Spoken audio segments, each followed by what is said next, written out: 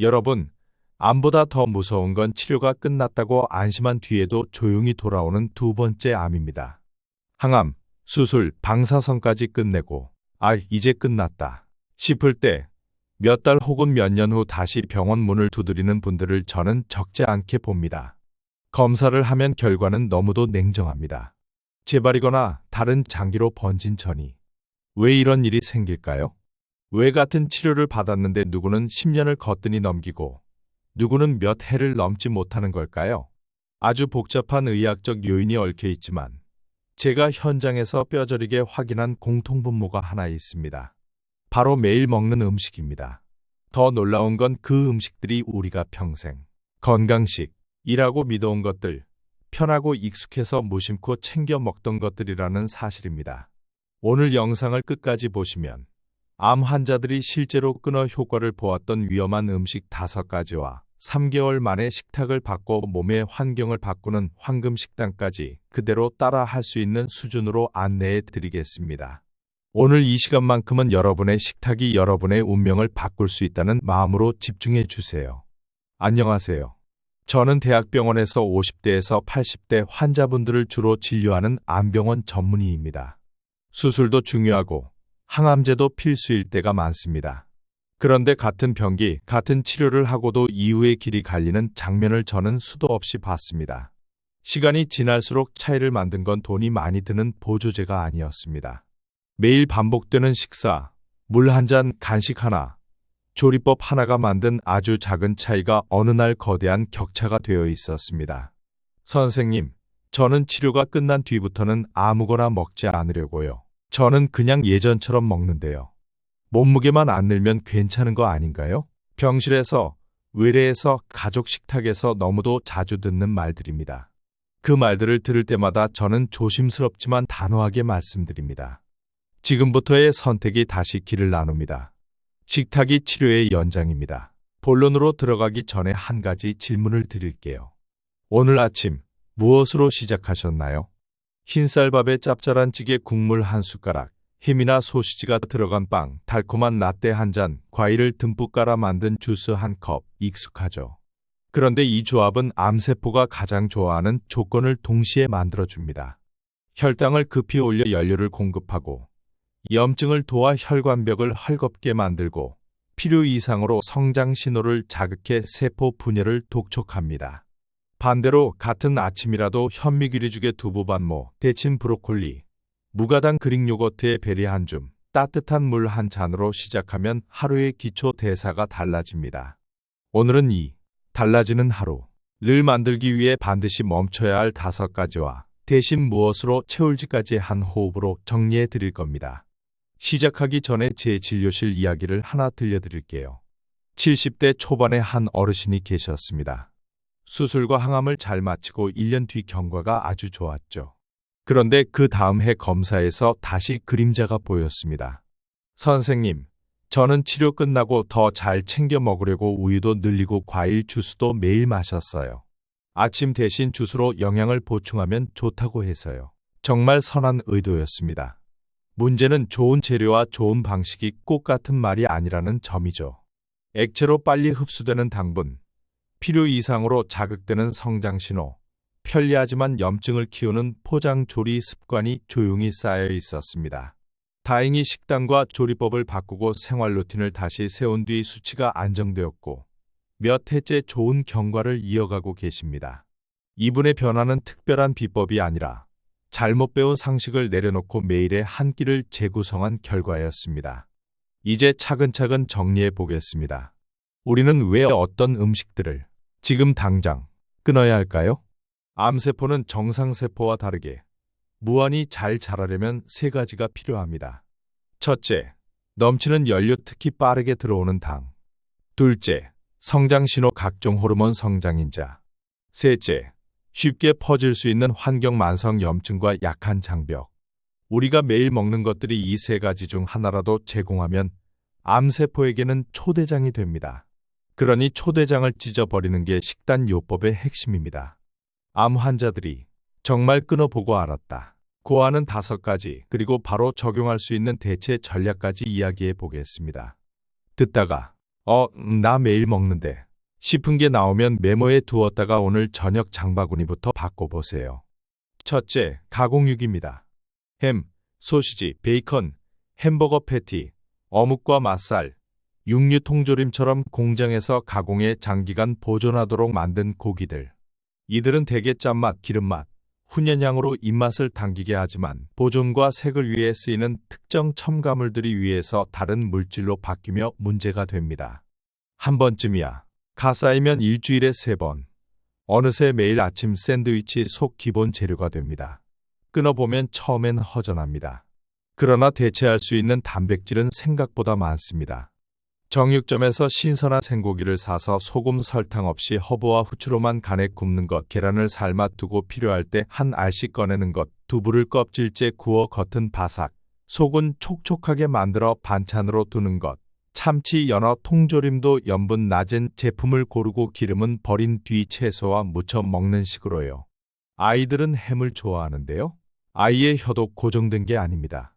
2주만 간을 낮추면 미각이 재설정됩니다. 간장 대신 레몬, 설탕 대신 구운 양파의 단맛, 훈연향 대신 허브향을 쓰면 놀랍도록 잘 적응합니다. 둘째, 설탕과 정제 탄수화물입니다. 설탕, 과당 시럽, 달달한 음료는 물론이고 흰쌀밥, 흰식빵, 흰 국수처럼 껍질과 속껍질을 벗겨낸 곡물은 입에 들어가면 매우 빠른 속도로 당으로 바뀝니다. 저는 단 건 많이 안 먹는데요. 빵은 그냥 담백한 식빵인데요. 식빵이 달지 않다고 당이 없는 게 아닙니다. 달지 않아도 빨리 흡수되는 탄수화물은 혈당을 급히 올립니다. 그럼 과일은요? 비타민이 많잖아요. 과일은 통째로 씹어서 양을 정해 드셔야 합니다. 과일 주스나 스무디는 섬유질이 부서져 흡수 속도가 가속됩니다. 사과 반 개를 천천히 씹어 먹는 것과 사과 2개를 갈아 마시는 건 몸에서 전혀 다른 사건입니다. 바꾸는 법은 간단합니다. 밥은 현미, 귀리, 보리, 퀴노아를 섞어 잡곡밥으로, 빵은 통밀, 호밀과 씨앗류가 들어간 제품으로, 국수는 메밀, 두부면, 곤약면 같은 대안으로. 식사 순서도 힘이 있습니다. 채소, 단백질, 탄수화물 순서로만 바꿔도 혈당 상승은 완만해지고 포만감은 오래갑니다. 과일은 베리류처럼 당이 상대적으로 낮고 항산화 성분이 많은 종류를 소량. 주스는 가급적 피하고 물을 늘리세요. 꿀은 자연식이라 괜찮죠? 달다는 사실이 더 중요합니다. 자연이냐 공장이냐가 아니라 얼마나 빠르게 당으로 들어오느냐가 관건입니다. 셋째, 트랜스 지방과 고온 튀김입니다. 우리는 식용유를 쓰면 다 똑같다 라고 생각하기 쉽습니다. 하지만 기름은 열을 받으면 변합니다. 특히 높은 온도에서 반복적으로 가열하면 성질이 바뀌어 우리 몸에 낯선 형태의 지방이 됩니다. 이런 지방은 세포막에 끼어들어 유연성을 떨어뜨리고 몸의 신호 시스템을 교란하며 염증을 오래 지속시키죠. 치킨은 닭이라 살코기잖아요. 문제는 고기 자체가 아니라 조리 방식입니다. 끓이기, 찌기, 굽기, 에어로 구워 바삭하게 만들기 같은 방법으로 바꾸면 맛과 식감은 지키면서도 위험은 크게 낮출 수 있습니다.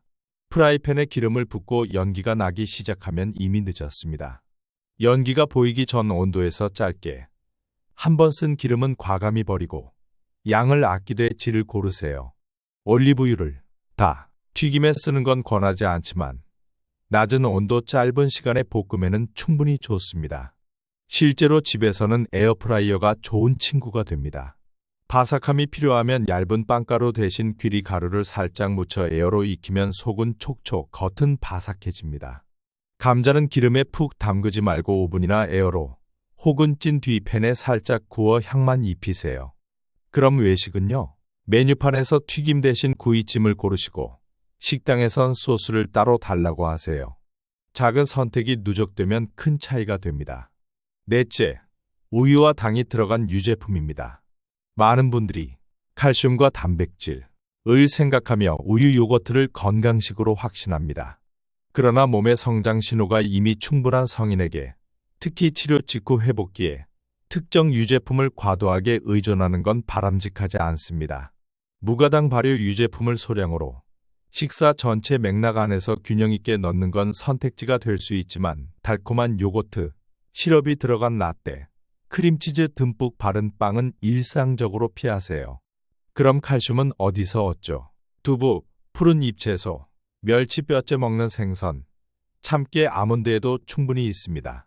단백질은 생선, 계란, 콩, 닭가슴살로 충분히 채워집니다. 요거트는 아예 안 되나요? 무가당 그릭 요거트를 소량, 베리 견과와 함께 식사 안에서 조합한다면 괜찮습니다. 다만 달콤함이 더해지는 순간 식사가 간식으로 전락한다는 점을 기억해 주세요. 다섯째, 미세 플라스틱과 플라스틱 용기 조리 습관입니다. 이건 음식의 종류가 아니라 음식을 담는 법에 관한 이야기입니다.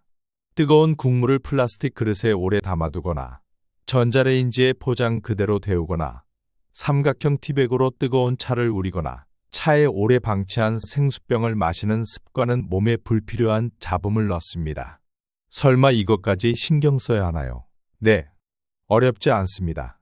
배달 오면 바로 유리 세라믹 그릇으로 옮기기, 전자레인지는 유리 도자기 내열용기만 쓰기, 차는 가능하면 입차로 우리기, 물병은 스테인리스 유리로 바꾸기.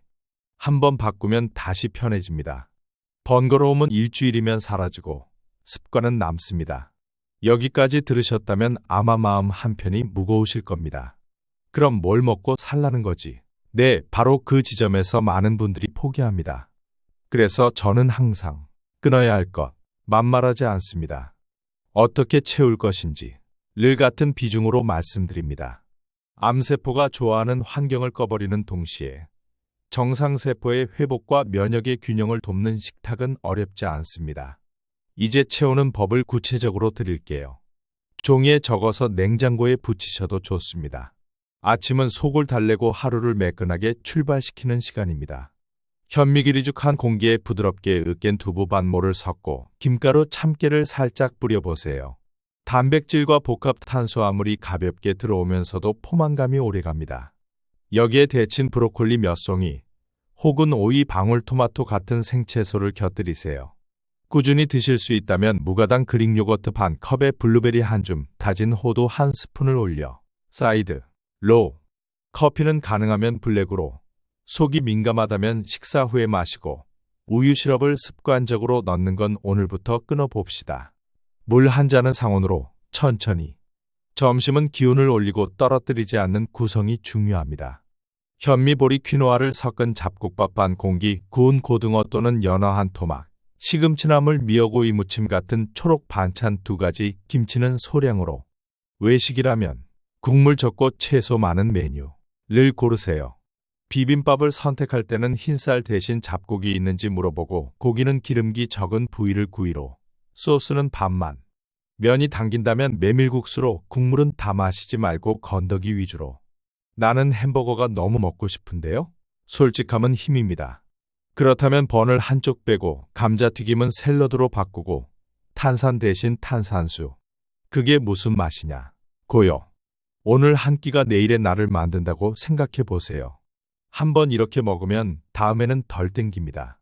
저녁은 가볍게, 편안하게, 회복적으로 초점을 옮깁니다.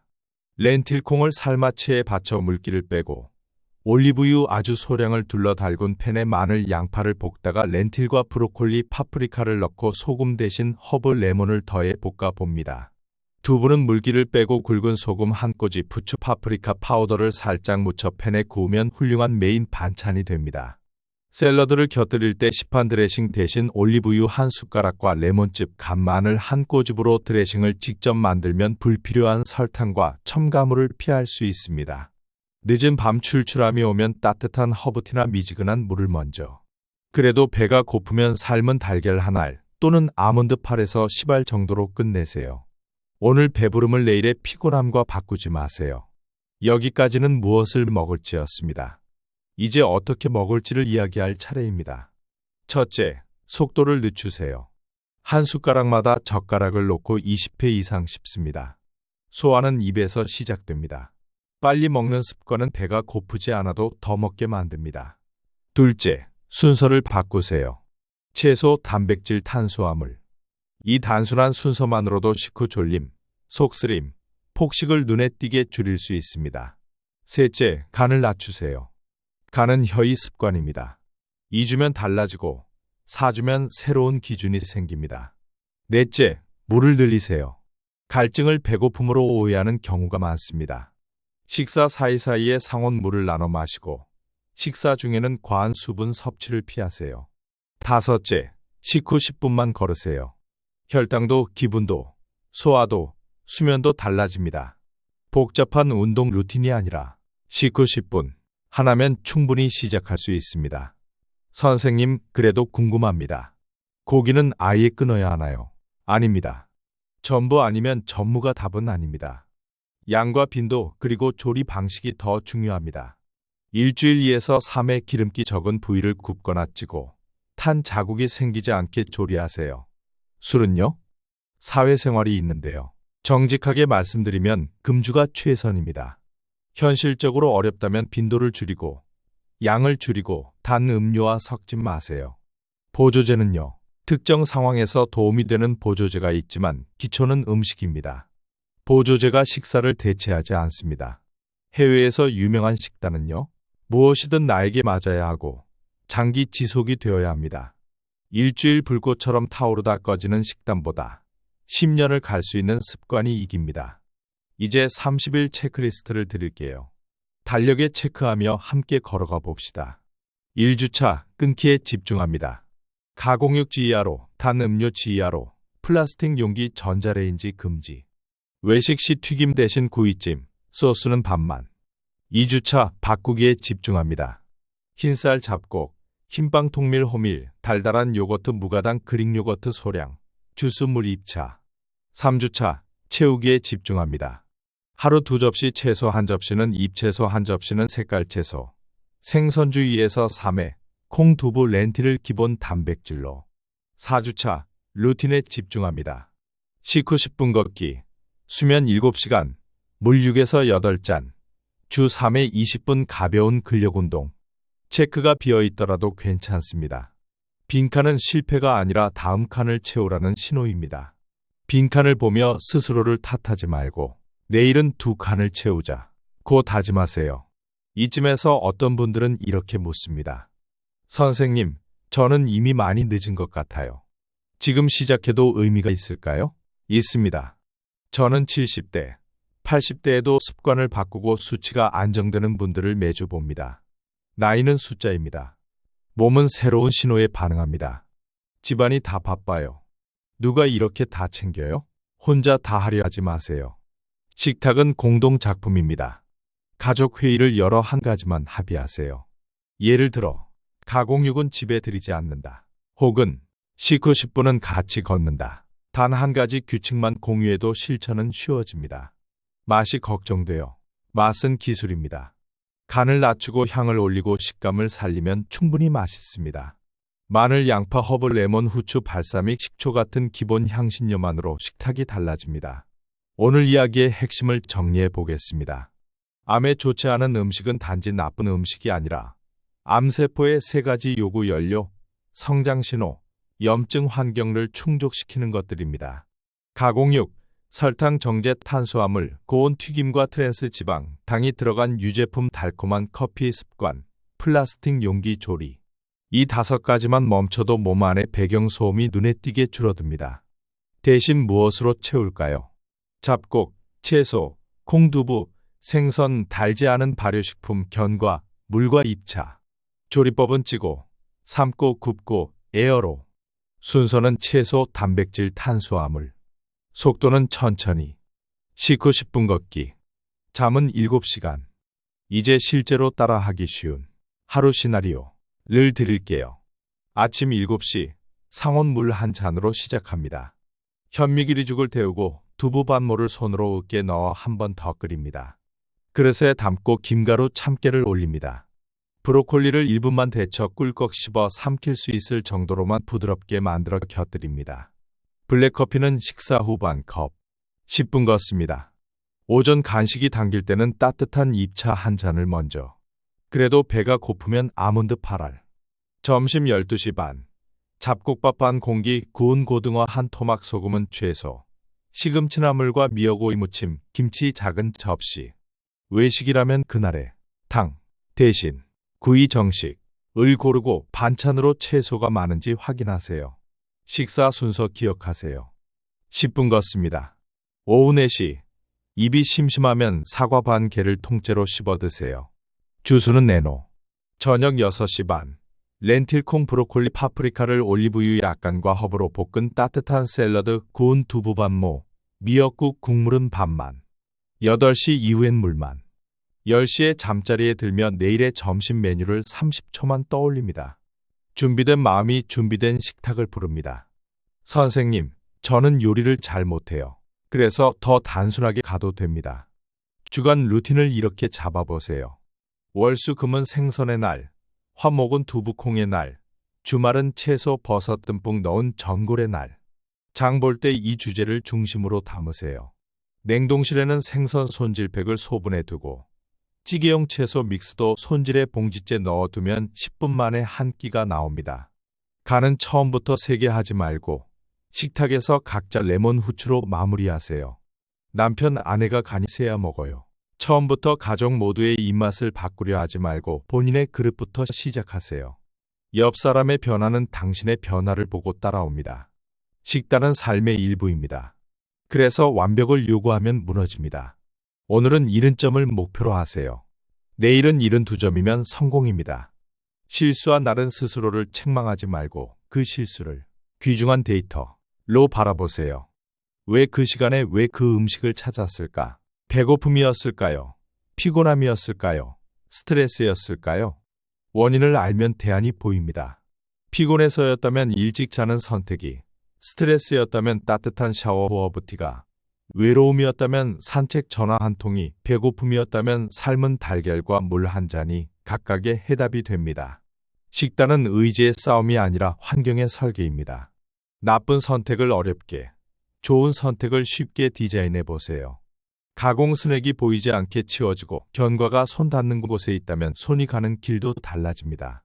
여기까지 달려오느라 수고 많으셨습니다. 이제 여러분의 차례입니다. 오늘 들은 5가지 중에서 단 하나만 골라 이번 주에 끊어보세요.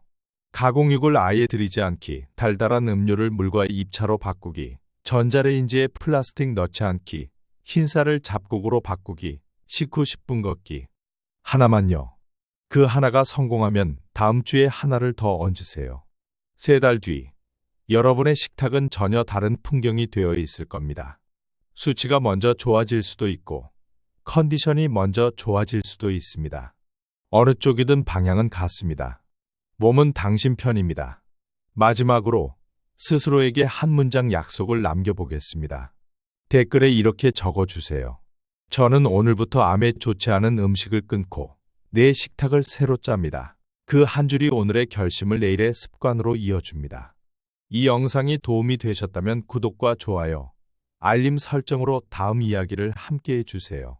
다음 영상에서는 암 환자가 식탁에 반드시 추가해야 할 회복 음식 5가지를 구체적인 레시피와 함께 안내해 드리겠습니다. 여러분의 내일이 오늘보다 가벼워지도록 저는 계속 곁에서 돕겠습니다. 오늘도 잘 해내셨습니다. 우리는 해낼 수 있습니다.